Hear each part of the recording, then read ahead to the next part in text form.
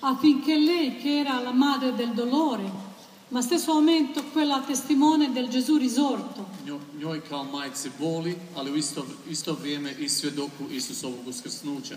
affinché possiamo anche noi camminare nella gioia di Gesù risorto. Do onoga trenutka dok i mi ne počnemo hodati u radosti Isusovog uskrsnuća.